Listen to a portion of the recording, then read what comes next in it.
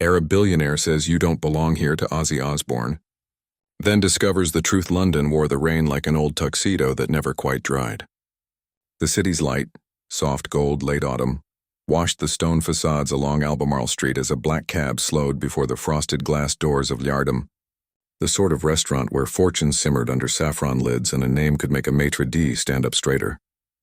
Before we begin, tell me where you're watching from.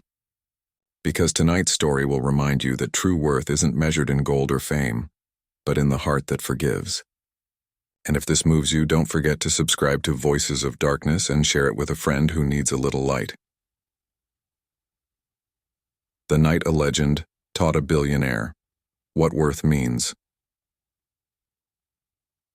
Inside, a pianist braided standards and Debussy into something that sounded expensive. Crystal chimed. A silver cart whispered past with a crown roast like a coronation. The maitre d' tilted his head just so, recognizing a reservation that had been left under Osbourne party of two. The cab door opened. A man stepped out, a worn leather jacket, black jeans, hair that refused to obey the comb. He lifted his face to the rain as if greeting an old friend. "Mate," said the second man, sliding out behind him and jamming his hands into his pockets. "Isn't this a bit too posh for us?" Ozzy smiled, a sideways, self-mocking smile. Sharon suggested it. Said, "Suzzy, for once, go somewhere proper." He nudged his companion with his shoulder. "And you, Jake Harper, faithful string doctor of 1,000 tours, you're due a decent dinner." Jake huffed a laugh.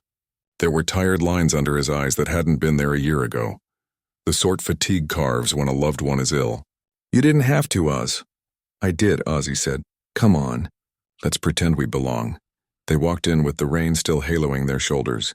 The maitre d' glided over, took in the leather jacket without flinching, and led them to a table by the window. The Thames, seen from this height and angle, looked like dark silk stitched with reflections. Jake breathed out. "This place is incredible." Ozzy waved it off. "Dunno about incredible. Looks like you could take a bite of the chandelier and it'd taste like money." He grinned. "But the view's nice." Menus arrived like thin lacquered Bibles. The waiter recited the evening's temptations. Ozzy's eyes wandered across the room and then beyond it, into the soft fog of memory. Birmingham row houses, a school that smelled of chalk and disinfectant, a boy who sang because the world sounded bigger in song. He blinked and the room snapped back into focus, the rain, the piano, the warmth of an old friend across the table. They ordered. The wine decanted. Jake leaned forward. "Do you ever think about Manchester?" he said, his voice hedged with a smile. Power cut, half the city cursing, us finishing the gig with borrowed acoustics under phone lights. Ozzy laughed, the ears folding. Sharon nearly combusted backstage. But the crowd bloody hell Jake. They sang like they'd been waiting all their lives for the lights to go out. They ate bread that cracked like secrets and spread butter that shone like satin. For a few minutes, the world was just the table, old stories, wry jokes, the comfort of a friendship soldered with sweat and noise and something like love. And then the air shifted. A constellated moment. The doors parted. A hush made of curiosity and money swept the room, and a man walked in dressed in white robes that read as both traditional and immaculate. A belt buckle impossible to ignore flashed gold. 2 bodyguards followed in an orbit of quiet danger. The maitre d' floated to him with an obeisance reserved for a familiar planet. "Mr. Al-Rashid, welcome. Your table is ready." Sheikh Khaled Al-Rashid took in the room the way a collector scans a gallery, ownership as reflex. Hotels in Dubai, towers in London, a yacht that could hold a lesser man's house. He did not merely enter a room. He confirmed it. His gaze drifted and snagged on a corner table by the window. A scruffy-haired man in a leather jacket laughing with his friend.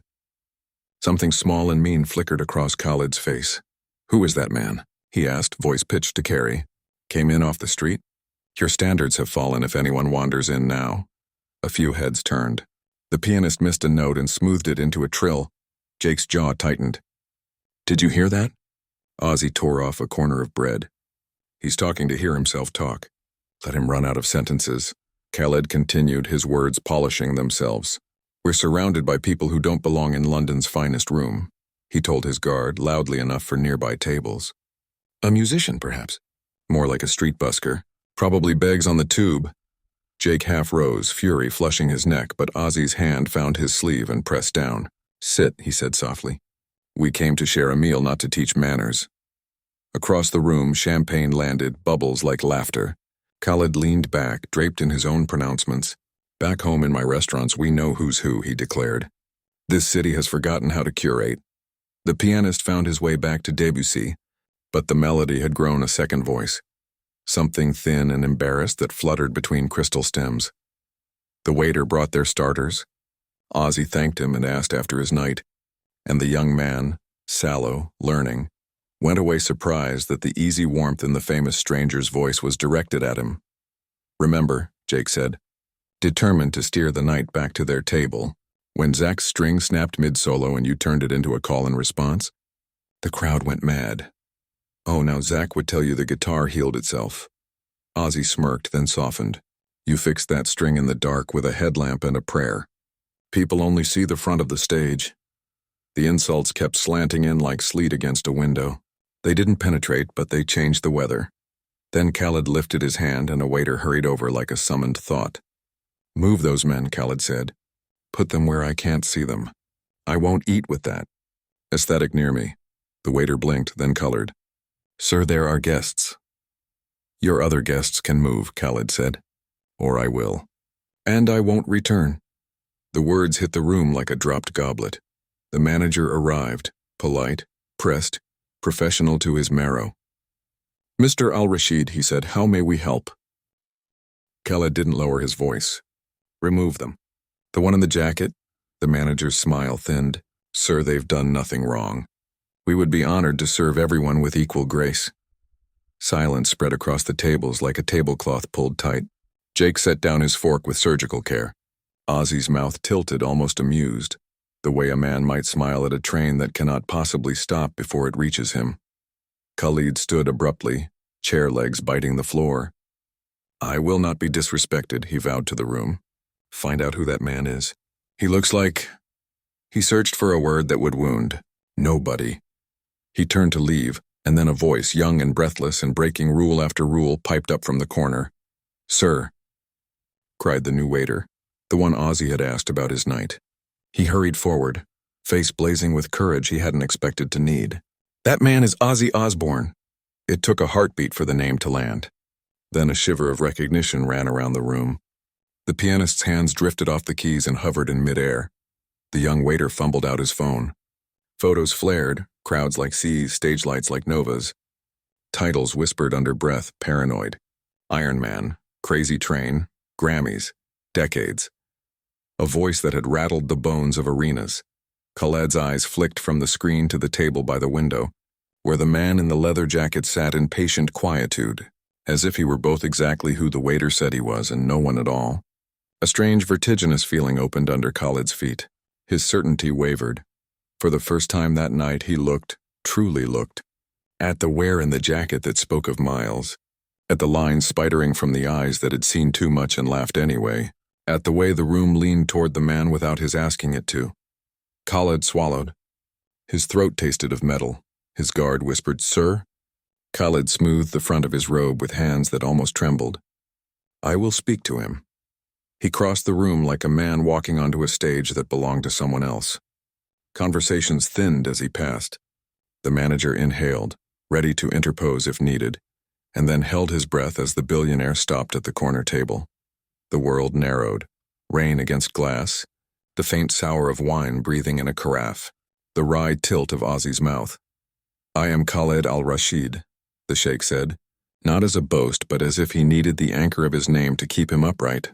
"I wish to apologize." Jake leaned back. He said nothing. His scowl did the talking for him. Ozzy dipped his head, eyes on hostile.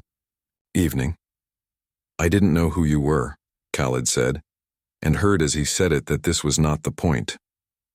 Ozzy's eyebrows lifted. "Most days neither do I." He gestured at the empty chair across from them. "If you like, sit. We're having soup and humility." A blade of humor cut the tension. A few nearby diners let their shoulders fall. Khaled did not sit. He needed to stand for this. He looked for a second like a man without his armor. "I spoke cruelly," he said. "I judged you by what you wore, by how you look." He exhaled through his nose, a sound like surrender. It was wrong. Jake's voice came low, steady. It was also loud. I have lived a long time, Khaled said to him, in rooms where no one tells me I am wrong. He looked back to Ozzy. It makes a man smaller than he thinks. Ozzy touched his glass of water but didn't drink. Happens. Power's a fog. People start waving at the shape and forget the driver. He glanced at Jake. How many times have I been called mad or dangerous, mate? Most days ending in Y, Jake said. Ozzy turned to Khaled again. His voice softened. I'm just John. Grew up with factories for neighbors and songs for excuses. Got lucky, got loud, got to carry a few people through hard nights. That doesn't make me better than anyone in this room. Just different. The words settled like a warm coat across cold shoulders. Please, Khaled said, the plea new to his tongue. Allow me to pay for your meal. Ozzy laughed, quick and genuine. It's not necessary. He tilted his head as a thought unspooled. But there is something you could do. Khaled straightened, grateful for instruction. Anything. There are kids, Ozzy said, in Birmingham, in places you and I have never walked, who don't know what a guitar feels like in their hands. Kids in London who think the only thing they'll ever play is the volume on the telly. Kids in Dubai and tower shadows who hum into pillows because they're afraid to bother anyone. He leaned forward. Help them. Instruments, lessons, rooms where they're allowed to make noise until the noise turns into something beautiful. Khaled blinked, caught unprepared by the clarity of it. In his world, demands came gilded and self-serving. This wasn't a music school? He said, hearing the idea form as he spoke it. Scholarships, teachers, instruments? Call them whatever you like, Ozzy said. I like rooms with doors that open, he smiled. Put my name on the broom closet if it gets a kid an amp. Something heavy and long-lodged shifted in Khaled's chest.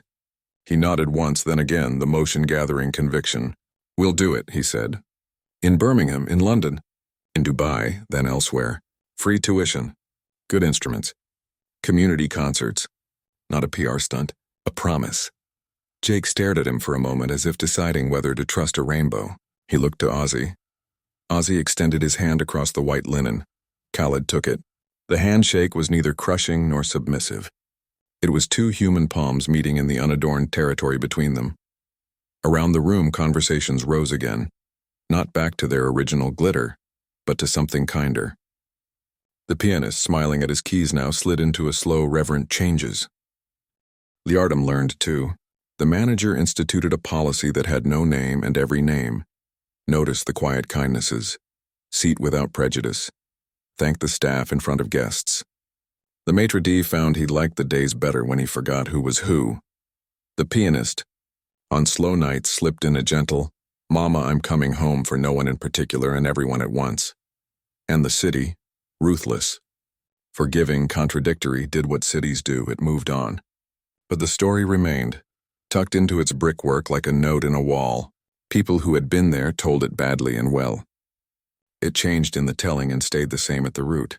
A man used to being adored insulted a man used to being misjudged.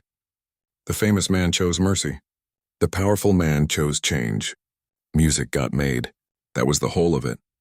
That was everything. Epilogue. The river keeps the secret on.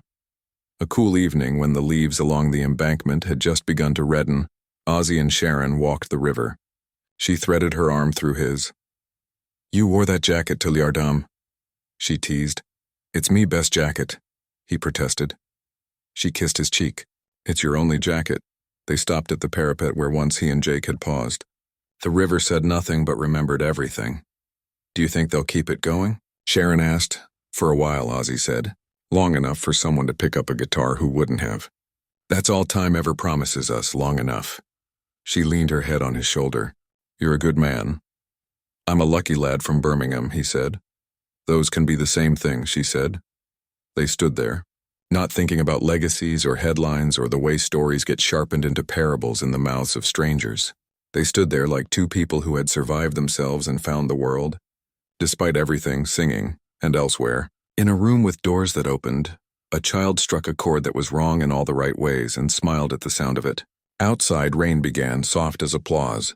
If this story found you tonight, don't leave without passing it on. Like, share, and subscribe to Voices of Darkness for more true heart tales about judgment turned to grace and strangers who become the start of something better. And tell us in the comments, have you ever judged someone before knowing their story and what changed your mind?